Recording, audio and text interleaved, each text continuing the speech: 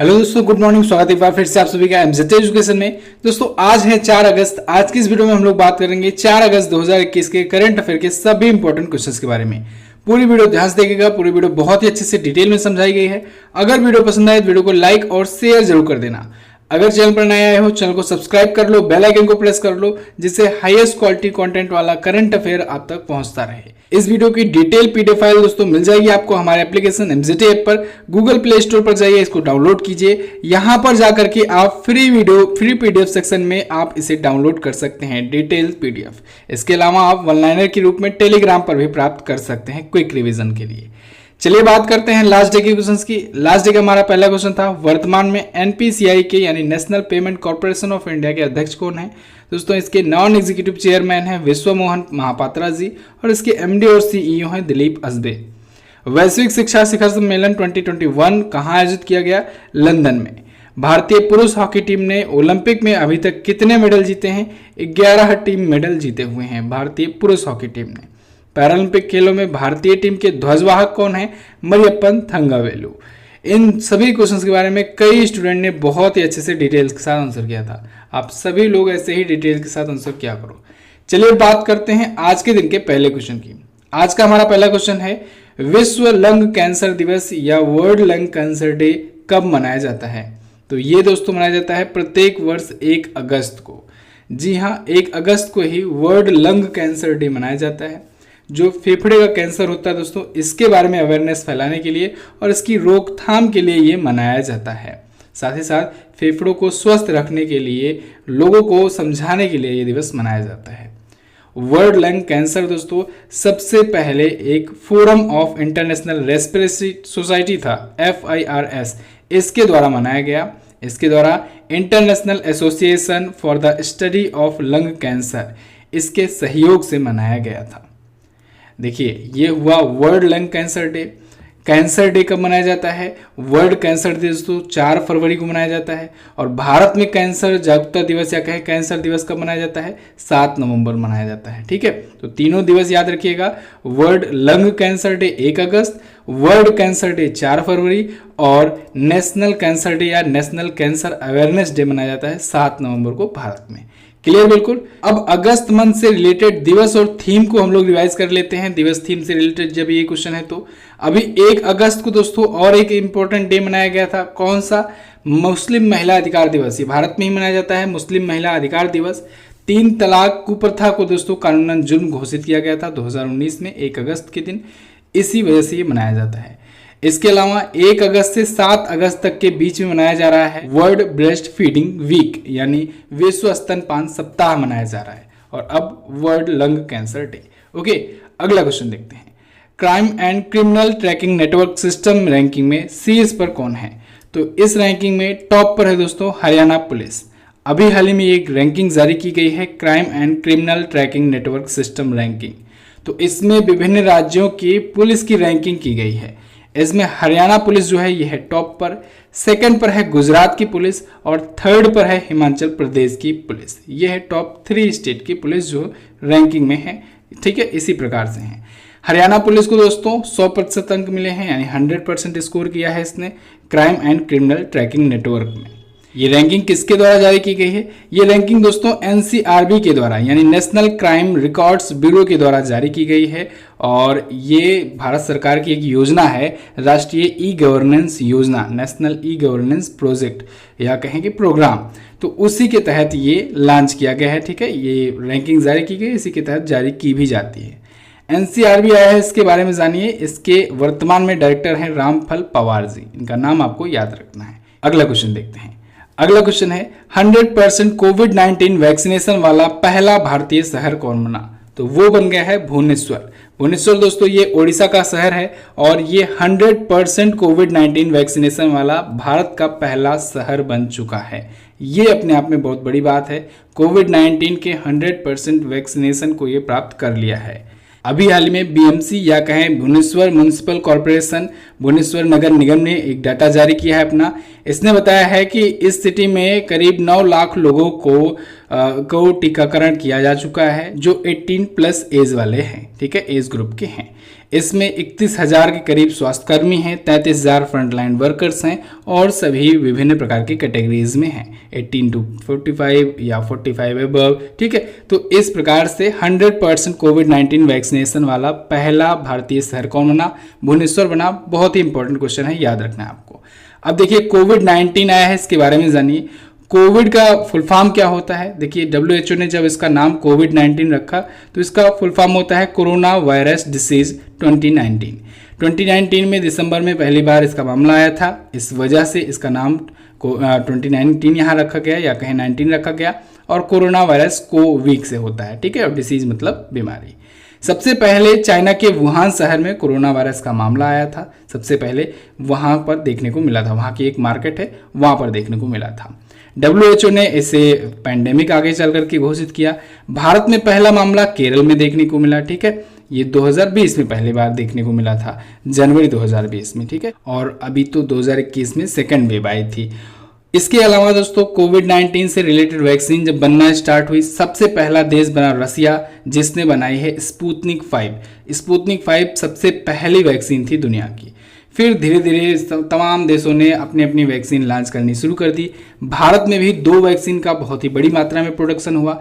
एक तो कोविशील्ड बनाई गई सीरम इंस्टीट्यूट ऑफ इंडिया के द्वारा, और एक भारत बायोटेक के द्वारा भारत की अपनी वैक्सीन बनाई गई। क्या नाम था उसका? कोवैक्सीन। कोवैक्सीन इंडिया की वैक्सीन है, इसको भारत बायोटेक ने बनाया है, जो कि इंडिया की कंपनी है, हैदराबाद में ये हेडक्वार्टर्ड है। कृष्णा इलाजी इसके अध्यक्ष हैं। अच्छा, सीरम इंस्टीट्यूट ऑफ इंडिया, इसके अध्यक्ष कौन है? इसके वर्तमान में CEO हैं आधार पूनावाला, और इनके पिताजी साइरस पूनावाला, जिन्होंने इस कंपनी को फाउंड की थी, ठीक है, उनको अभी हाल ही में एक अवार्ड से सम्मानित किया गया है। किस अवार्ड से सम्मानित किया गया है? उनको दोस्तों अभी हाल ही में लोकमान्य तिलक पुरस्कार से सम्मानित किया गया है, तो ये आपको याद रखना है। चलिए अगला क्वेश्चन देखते हैं। हाल ही में किस बैंक ने दुकानदार ओवरड्राफ्ट योजना शुरू की? तो अभी हाल ही में HDFC बैंक ने दोस्तों दुकानदार ओवरड्राफ्ट योजना शुरू की है। HDFC बैंक की ये एक बहुत ही कहें कि एक अलग तरीके की योजना है। इसके तहत क्या होगा? इसके तहत जो छोटे मोटे दुकानदार वाले हैं या फिर छोटे मोटे व्यापारी हैं, उनको नकदी की कमी को दूर करने के लिए उनको HDFC लोन देगा। अब देखिए इस केस में HDFC जो होगा वो कोई बहुत खास डॉक्यूमेंट नहीं रिक्वायर कर रहा है, मांग रहा है, ठीक है। वो कह रहा है कि अगर आपको लोन चाहिए तो आप अप्लाई कर सकते हो। आपको एक निश्चित रेंज तक का 50,000 से लेकर के 10 लाख तक का ये लोन दे देगी, ठीक है। यानी कि कोई भी इसके लिए ना ITR मांगा जाएगा, इनकम टैक्स रिटर्न जो मांगा जाता है, ITR नहीं मांगा जाएगा, ना ही कोई बहुत ही खास डॉक्यूमेंट मांगा जाएगा, ठीक है। तो जो छोटे मोटे दुकानदार हैं या छोटे मोटे व्यापारी हैं, उनको नकदी की कमी की पूर्ति कर दी जाएगी HDFC बैंक के द्वारा। इसकी स्थापना देखिए 1994 में हुई थी HDFC बैंक की। ये मुंबई में हेडक्वार्टर्ड है और MD और CEO है इसके Shashi sir Jagdishan. Private sector की बैंकों में अगर बात की जाए तो भारत की सबसे बड़ी बैंक HDFC ही है, और वहीं पब्लिक सेक्टर या कहें सरकारी बैंकों में बात की जाए तो सबसे बड़ी बैंक है SBI यानी state bank of India. Clear? अगला क्वेश्चन देखते हैं। देखिए टोक्यो ओलंपिक तो चल ही रहा है दोस्तों, इसमें पुरुष एकल में गोल्ड मेडल जीत लिया है किसने? अलेक्जेंडर ज़वेरेव ने। बहुत ही इंटरेस्टिंग बात है दोस्तों, अलेक्जेंडर ज़वेरेव जिन्होंने अभी तक कोई सा भी ग्रैंड स्लैम नहीं जीता है, इन्होंने ओलंपिक में गोल्ड मेडल जीत लिया। बड़े बड़े धुरंधर जैसे नोवाक जोकोविच वगैरह जो ग्रैंड स्लैम वगैरह जीते जा रहे हैं, इस साल के 3 ग्रैंड स्लैम अभी तक जो हुए हैं सब के सब जीत लिए हैं। राफेल नडाल जो 20 बार ग्रैंड स्लैम जीत चुके हैं, नोवाक जोकोविच भी 20 बार जीत चुके हैं, रोजर फेडरर भी 20 बार ग्रैंड स्लैम जीत चुके हैं। इन लोग के बजाय अलेक्जेंडर ज़वेरेव आकर के ये जीत जाते हैं गोल्ड मेडल, वो भी ओलंपिक में, जो कि 4 साल में एक बार होता है। अलेक्जेंडर ज़वेरेव दोस्तों ये जर्मनी के रहने वाले हैं और इन्होंने अभी हाल ही में रसिया के कारेन खचानोव को हराया है। 6-3, 6-1 से फाइनल में इन्होंने इनको हराया है। तो कारेन खचानोव इस प्रकार से पाए सिल्वर मेडल और अलेक्जेंडर ज़वेरेव पा गए गोल्ड मेडल। ओके, तो इन्होंने अभी तक कोई सा भी ग्रैंड स्लैम का खिताब नहीं जीता हुआ है। ग्रैंड स्लैम आया है, फिर से मैं बता दूं, इस बार अभी तक 3 ग्रैंड स्लैम हो चुके हैं। 4 होते हैं, 3 अभी तक हो चुके हैं। पहला होता है ऑस्ट्रेलियन ओपन, फिर होता है फ्रेंच ओपन, फिर होता है विंबलडन ओपन और चौथा होता है दोस्तों US ओपन। ऊपर के 3 जो हुए हैं यानी ऑस्ट्रेलियन, फ्रेंच और विंबलडन, ये तीनों के तीनों नोवाक जोकोविच ने जीत लिए हैं इस साल का, इस सीजन का, ठीक है। और सबसे ज्यादा अगर बात किया जाए कि ओवरऑल सबसे ज्यादा ग्रैंड स्लैम किसने जीता है, तो आप क्या बताएंगे? आप रोजर फेडरर बताएंगे? नहीं। आप राफेल नडाल बताएंगे? नहीं। आप नोवाक जोकोविच बताएंगे? नहीं। ये तीनों का तीनों गलत हो जाएगा। सबसे ज्यादा बार ग्रैंड स्लैम सिंगल्स में जीता है किसने? अमेरिका की हैं दोस्तों सेरेना विलियम्स। सेरेना विलियम्स ने 23 बार ग्रैंड स्लैम जीता है, तो ओवरऑल में टॉप पर ये हैं। अगर पुरुषों में बात की जाए तब आप बताएंगे रोजर फेडरर, राफेल नडाल और नोवाक जोकोविच, तीनों ने 20-20 जीते हुए हैं, ठीक है। तो ये बहुत अच्छा पॉइंट है। चलिए अगला क्वेश्चन देख लेते हैं। टोक्यो ओलंपिक 2020 में पुरुषों की 100 मीटर स्पर्धा में गोल्ड किसने जीता है? तो दोस्तों अभी हाल ही में मार्सेल जैकब्स ने जीत लिया है 100 मीटर स्पर्धा में गोल्ड मेडल टोक्यो ओलंपिक 2020 में। मार्सेल जैकब्स ये है कहाँ के? ये हैं इटली के, इटली के ये हैं और इन्होंने 9.8 सेकेंड में 9.80 सेकेंड में दोस्तों पुरुषों की 100 मीटर स्पर्धा में गोल्ड मेडल जीत लिया है। सेकंड पर रहे अमेरिका के फ्रेड करली और थर्ड पर रहे कनाडा के आंद्रे दे ग्रास। तो फर्स्ट वाले को मिलेगा गोल्ड, सेकंड को सिल्वर और थर्ड को मिलेगा ब्रॉन्ज मेडल। यही विमेंस कैटेगरीज में अगर बात करें तो विमेंस कैटेगरी में दोस्तों एलन थॉम्पसन हेरा ने जीता है गोल्ड, ठीक है, टोक्यो के इस ग्रीष्मकालीन खेल में यानी कि कहें समर ओलंपिक में। इन्होंने 10.61 सेकंड का टाइम लिया हुआ है महिलाओं में। ओके, चलिए याद रखिएगा ये 100 मीटर वाला भी पूछा जाता है। अगला, आर्मेनिया के दोबारा प्राइम मिनिस्टर कौन बने? तो आर्मेनिया के एक बार फिर से प्राइम मिनिस्टर बन गए हैं निकोल पासिन्यान। निकोल पासिन्यान ये दूसरी बार बने हैं, इससे पहले भी ये थे। ये सिविल कॉन्ट्रैक्ट पार्टी से हैं, सिविल अनुबंध पार्टी से हैं, इसके नेता हैं।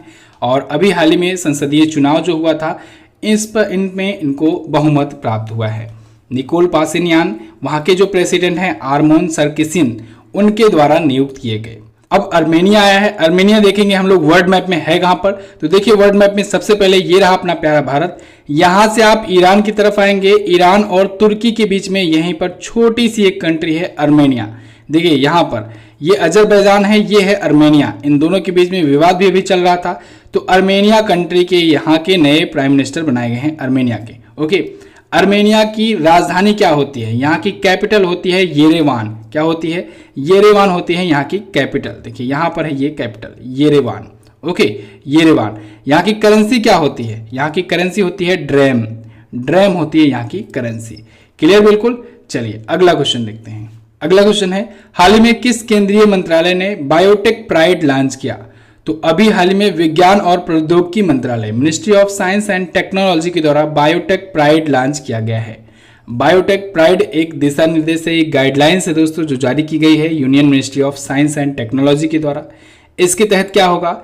इसके तहत दोस्तों जो जैविक ज्ञान है, जो बायोलॉजिकल नॉलेज है और जो इंफॉर्मेशन होती है इससे रिलेटेड, इनका आदान प्रदान आसानी से किया जा सकेगा, सुविधाजनक होगा आदान प्रदान करने में, ठीक है, जिससे इनोवेशन को बढ़ावा मिलेगा। इसे इंडियन बायोलॉजिकल डाटा सेंटर के माध्यम से लागू किया जाएगा। बायोटेक प्राइड जो है नाम से ही आपको देखिए मिल रहा है बायोटेक यानी बायोटेक्नोलॉजी, इस पर प्राइड है यानी कि बायोटेक्नोलॉजी को इसके बारे में डाटा इंफॉर्मेशन ये सब एक्सचेंज करने में प्राइड महसूस हो जिससे, ठीक है। तो इसके लिए इस पर रिसर्च भी किया जाएगा, इनोवेशन को बढ़ावा भी मिलेगा। तो इसी वजह से ministry of science and technology के द्वारा ये लॉन्च किया गया है। अगला क्वेश्चन देखते हैं। अगला क्वेश्चन है, किस बैंक ने अपने डिजिटल बैंकिंग प्लेटफॉर्म योनो में सिम बाइंडिंग फीचर लॉन्च किया? तो अभी हाल ही में एसबीआई का ही एक डिजिटल बैंकिंग प्लेटफॉर्म है योनो, एसबीआई योनो के नाम से जो जाना जाता है, इसने अभी हाल ही में एक बाइंडिंग फीचर लॉन्च किया है। बाइंडिंग फीचर क्या होता है? इसके जरिए दोस्तों जो डिजिटल बैंकिंग में धोखाधड़ियां वगैरह होती है वो सिक्योर हो सकेंगी, ठीक है। तो एसबीआई यानी स्टेट बैंक ऑफ इंडिया ने अपने कस्टमर्स की जो भी डिजिटल बैंकिंग से रिलेटेड जो धोखाधड़ियां होती हैं उनसे उनको बचाने के लिए जो एसबीआई का योनो है और एसबीआई का योनो लाइट ऐप जो है, इन दोनों में सिम बाइंडिंग नाम की एक नई सुविधा शुरू कर दी है। इससे क्या होगा? इससे जिस डिवाइस में आप जो ऐप यूज कर रहे हो उस डिवाइस में ही अगर वो सिम कार्ड लगा होगा जो रजिस्टर है उससे, तभी वो वर्क करेगा। फॉर एग्जाम्पल जैसे आप गूगल पे चलाते हो, जैसे आप फ़ोन पे चलाते हो, तो जब आप उसमें रजिस्ट्रेशन करने लगते हो अपना, यानी कि जब लॉगिन करते हो तो जब OTP आता है तो उसमें वो मस्ट रहता है कि आप उसी सिम को यूज कर रहे हो, जिस सिम से आप बैंक को ऐड कर रहे हो वो सिम आपके डिवाइस में लगा होना चाहिए। ठीक है, दूसरी डिवाइस में लगा है तो फिर वो एक्सेस नहीं देता है। सेम ऐसे ही प्रोसेस अब योनो में भी होगा, SBI योनो में भी। तो यानी कि गूगल पे वगैरह ये सब चीज़ें पहले से ही कर रहे हैं। ठीक है, तो SBI कुछ नया नहीं कर रहा है। SBI यानी state bank of India. State bank of India, अच्छा अब आप बता दीजिए अभी चर्चे में क्यों आया था? अभी कुछ दिन पहले ही मैंने आपको SBI के बारे में बताया था, स्टेट बैंक ऑफ इंडिया, जो कि भारत की सबसे बड़ी पब्लिक सेक्टर की बैंक है। ठीक है, ये चर्चे में क्यों आया था? क्योंकि दोस्तों अभी इसने फाइनेंशियल ईयर 2021 में PSB राइटिंग ऑफ NPA की सूची में शीर्ष स्थान हासिल किया था, यानी टॉप पर ये रही थी। ओके, इसके अलावा ये पब्लिक सेक्टर बैंक की टॉप बैंक तो है ही। दूसरे पर कौन है? दूसरे पर अभी हाल ही में IOB बन गई है। IOB यानी इंडियन ओवरसीज बैंक, ये याद रखिएगा, दूसरी सबसे बड़ी पब्लिक सेक्टर की बैंक ये बन गई है। PNB को इसने पीछे कर दिया है, PNB आ गई है अब तीसरे स्थान पर। चौथे पर कौन है? बैंक ऑफ बड़ौदा है। क्लियर? बिल्कुल, ये छोटी मोटी चीजें आपको याद होनी चाहिए। वर्तमान में कितनी सरकारी बैंकें हैं? 12 सरकारी बैंकें हैं। इन 12 के बारे में मैंने आपको बताया हुआ है वीडियो बना करके। 10 बड़े बैंकों का विलय कब हुआ था अगर ये पूछा जाए तो आप बताओगे 2020 में अप्रैल को, 1 अप्रैल 2020 को 10 बड़े बैंकों का विलय करके 4 बड़ी बैंकें कर दी गई। तभी से 12 सरकारी बैंकें बची हुई हैं। SBI के अध्यक्ष हैं दिनेश कुमार खरा जी। SBI की स्थापना 1 जुलाई 1955 को हुई थी। इंपीरियल बैंक का नाम बदल करके स्टेट बैंक ऑफ इंडिया किया गया था। इंपीरियल बैंक 1921 में स्थापित हुई थी। SBI का हेडक्वार्टर है मुंबई में। अगला क्वेश्चन देखते हैं, K2 चोटी पर पहुंचने वाले सबसे कम उम्र के पर्वतारोही कौन बने? तो वो बन गए हैं दोस्तों सोहेज कासिफ। सोहेज कासिफ ये हैं पाकिस्तान के। कहाँ के? पाकिस्तान के हैं। और ये अभी हाल ही में K2 चोटी पर, K2 पीक पर पहुंचने वाले दुनिया के सबसे कम उम्र के पर्वतारोही बन गए हैं। इनकी उम्र है महज 19 वर्ष। 19 वर्षों की ही उम्र में ही ये K2 चोटी पर चढ़ाई कर दी है। सोहेज कासिफ देखिए दोस्तों, काकोरम रेंज में जो एक K2 है स्थित है, उस पर ये चढ़ाई किए हैं, जिसकी ऊंचाई है 8,611 मीटर। और अगर फीट में बात किया जाए तो 28,251 फीट जो है। ये लाहौर पाकिस्तान के रहने वाले हैं। अच्छा, K2 यहाँ पर कहाँ पर स्थित है? काकोरम रेंज में स्थित है, POK साइड में। ठीक है, पाक ऑक्यूपाइड कश्मीर के साइड में। कंचनजंगा अगर पूछा जाए तो आप बताएंगे कहाँ पर है ये? कंचनजंगा जो है ये सिक्किम में है। ठीक है, कंचनजंगा तीसरे नंबर की सबसे बड़ी चोटी है। अगर प्रायद्वीप भारत की पूछी जाए तब आप बताएंगे कंचनजंगा जो है ये भारत की सबसे ऊंची चोटी है। अगर भारत की पूछी जाए तब आप बताएंगे K2 जो है ये भारत की सबसे ऊंची चोटी है। एक्चुअल में K2 जो है अभी वर्तमान में POK में है, तो इस वजह से हम लोग इसको भारत में नहीं कहेंगे, भारत की कहेंगे। ठीक है, तो भारत में अगर पूछा जाए तब आप कंचनजंगा बताएंगे जो कि सिक्किम में स्थित है। फिलहाल ये एक और रिकॉर्ड बनाए थे, ये दुनिया की सबसे ऊंची चोटी जो है माउंट एवरेस्ट, जो कि नेपाल में है, 8,848.86 मीटर ऊंची है जो, ठीक है, यहाँ लगभग में 8,849 मीटर लिखा हुआ है।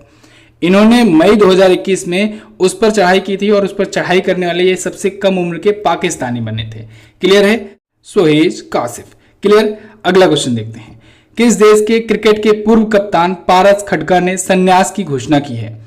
तो दोस्तों पारस खडका ने संन्यास की घोषणा कर दी है। ये नेपाल के क्रिकेट के टीम के पूर्व कप्तान थे। बहुत ही फेमस ये खिलाड़ी थे नेपाल में, और इन्होंने नेपाल क्रिकेट को एक अलग ही ऊंचाई पर पहुंचाया। इन्हीं की बदौलत दोस्तों नेपाल का जो क्रिकेट है ये डिवीजन 5 की कैटेगरी से वनडे की कैटेगरी में आ गया है। देखिए ICC के द्वारा जो रूल्स और रेगुलेशंस बनाए गए हैं उसके अनुसार नेपाल की क्रिकेट को इन्होंने काफ़ी ज़्यादा इम्प्रूव किया अपने खेल से।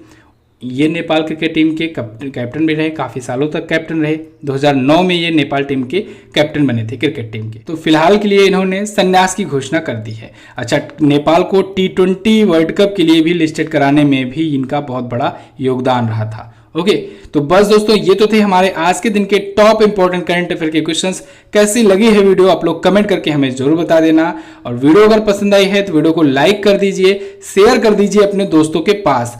और अगर आपने अभी तक चैनल को सब्सक्राइब नहीं किया है, चैनल को सब्सक्राइब कीजिए, बेल आइकन को प्रेस कीजिए, जिससे आने वाली सभी वीडियोज का नोटिफिकेशन आप तक पहुंचता रहे। और हाँ, जुलाई मंथ की ई बुक आ चुकी है। जुलाई मंथ की हिंदी और इंग्लिश दोनों ई बुक आ गई है। इंग्लिश की ई बुक अभी 10, 11 या 12 बजे तक लॉन्च हो जाएगी और हिंदी की ई बुक तो कल ही लॉन्च हो गई थी। तो आप लोग जाकर के इसे ले सकते हैं, समय बहुत कम बचा है, इसी वजह से सबसे पहले हर बार की तरह फिर से लॉन्च कर दी गई है ई बुक मंथली करंट अफेयर की। जिन लोग को डिटेल के साथ पढ़ना है विद प्रैक्टिस सेट, वो ले सकते हैं जुलाई मंथ की डिटेल ई बुक। इसके अलावा दोस्तों, यूपी SSSC एग्जाम की अगर आप प्रिपरेशन कर रहे हो तो समय बहुत कम बचा हुआ है। अभी 20 अगस्त को ही होने वाला है एग्जाम। डेली आप लोग पढ़ाई के साथ साथ एक मॉक टेस्ट जरूर सॉल्व किया कीजिए। 20 मॉक टेस्ट की सीरीज आपके लिए लाई गई है, सिर्फ 99 में है। आपको कूपन कोड यूज करना है UPPET 99। कोई भी प्रॉब्लम आती है, व्हाट्सएप का नंबर दिया गया है डिस्क्रिप्शन में, आप पूछ सकते हैं वहां पर कोई सी भी अगर प्रॉब्लम आ रही है तो। इसमें आपको फुल मॉक टेस्ट मिलेंगे, सिलेबस बेस्ड क्वेश्चन होंगे, जैसा जैसा क्वेश्चंस पूछा जाता है, जिस जिस कैटेगरी से जितने जितने क्वेश्चंस पूछे जाते हैं सेम वैसा ही है। तो आपको बिल्कुल आइडिया लगता रहेगा कि कौन सा पोर्शन आपका अभी तैयार है, किस पोर्शन पर आपको अभी ज़्यादा फोकस करने की जरूरत है। ठीक है, तो इसलिए मैं कहता हूँ डेली आप लोग मॉक टेस्ट जरूर सॉल्व करो पढ़ाई के साथ साथ, जिससे आपको पता लगता रहे कि आपकी तैयारी किस लेवल पर जा रही है, किस दिशा में जा रही है। सभी क्वेश्चन के एक्सप्लेनेशन अवेलेबल हैं, प्रीवियस ईयर के क्वेश्चन इसमें लिए गए हैं। चलिए बात करते हैं क्वेश्चन ऑफ द डे की। आज का पहला क्वेश्चन आपके लिए, भारत के किस मेट्रो सेवा को भारतीय रेलवे का 17वां रेलवे जोन घोषित किया गया है? G20 में 19 देशों के अलावा कौन सा संगठन है जो G20 का सदस्य है?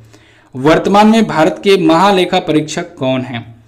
स्टीवन ओकॉन किस कंपनी के फार्मूला 1 ड्राइवर हैं? बहुत ही अच्छे अच्छे क्वेश्चंस लिए गए हैं। इन सभी के बारे में आपको जो पता हो डिटेल में जरूर आंसर करना। अब आप वीडियो देख लिए हो, इसकी जाओ क्विज सॉल्व कर लो। क्विज कहाँ मिलेगी? क्विज मिलेगी आपको MZT ऐप पर। अच्छा, टेलीग्राम पर दोस्तों डेली 1 लाइनर रिवीजन कराया जाता है, हिंदी वालों के लिए हिंदी में, इंग्लिश वाले स्टूडेंट के लिए इंग्लिश में। आप वहां पर टॉप 10, टॉप 11 जो भी करंट अफेयर होते हैं उनको 1 लाइनर के रूप में प्राप्त कर पाएंगे और क्विक रिवीजन कर पाएंगे।